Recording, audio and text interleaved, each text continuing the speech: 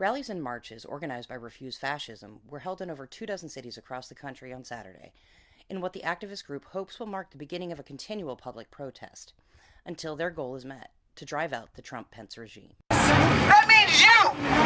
Are you committed to building a movement to stop Trump and Pence? Yeah! And today we aim to not stop. We aim to not just respond to every atrocity. The nationwide coordinated protests billed as NOV4 It Begins have been planned for several months. All official supporting material online and in print called for unyielding, peaceful action. The group that gathered in San Francisco's Union Square appeared to adhere to that message and methodology. Oh, yep. Yes. And how long have you been working here today?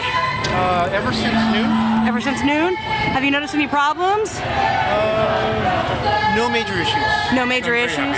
However, not all in attendance came in support of Refuse Fascism's agenda.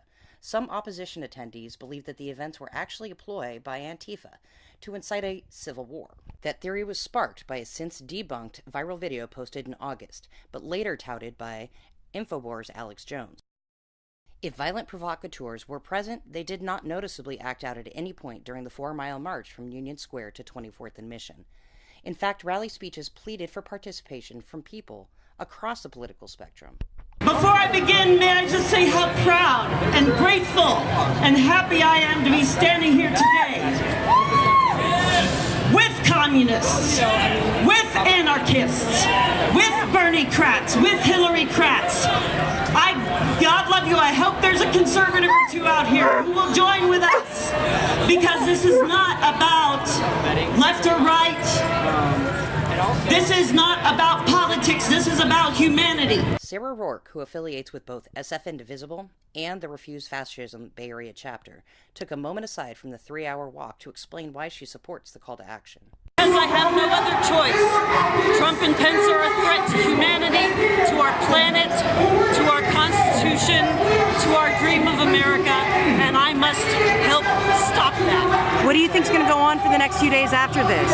We're going to keep demonstrating, we're going to be doing outreach, we're going to go into schools, we're going to go into churches, we're going to go to immigrants organizations, we're going to come back on Saturday again, bigger than before, and do that again the next week and the next week for as long as it takes. But much to the organizers' dismay, the turnout for Saturday's protest fell far below what was hoped for or expected. At its peak, the San Francisco group was estimated to include approximately 350 people. Despite a heavy police presence that tends to come in tow with most publicized protests, SFPD didn't give much weight to the rumors and partisan rhetoric. There were no barricades installed or list of prohibited items issued for Saturday's event, precautions commonly employed by authorities when violence is anticipated. A handful of Trump supporters also came out to exercise their right to speak and live stream freely. Amber Cummings, a regular among Bay Area protests of late, shared her opinions while heckling the rally speakers and during the march itself. Why do you want to put them in jail? Because they've been violently attacking people and they're committing treason, trying to overthrow our country right now. This specific organization? Antifa, these communists, they've openly been admitting they want communism. They've been trying to impose it for some time.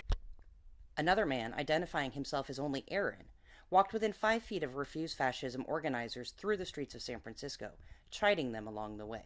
I'm here to spread the awareness of liberalism. It's a mental disease because, these people could be doing a lot better things with their time. A lot of them don't work, and a lot of them don't contribute to society. How do you know that? I asked them. I got a whole bunch of videos here of me asking them. They say they don't work. They say they collect welfare. They say they love Hillary, love Bernie, love handouts, love government paychecks. And there was no one here that was able to respectfully give me any answers as to why he's against the LGBT community, why he's against blacks, why he's against Hispanics. They just say fuck Trump and that he's racist and a sexist. Although many bystanders waved, cheered, and flashed peace signs at the traveling mass in their rolling speaker system, some felt the group was only preaching to the choir in an already progressive and liberal area. But one man who declined to give his name definitely did not see himself as part of the choir. Do you know what they're protesting about? Yeah. What? They ain't got another figure like Obama in office. May I ask your name? No. It remains unclear if Refuse Fascism can regain the momentum that they once had during the summer. Rise up, there's fascists in the White House. It's up to us to drive them out. but as the 1-year anniversary of the inauguration approaches, they certainly hope so.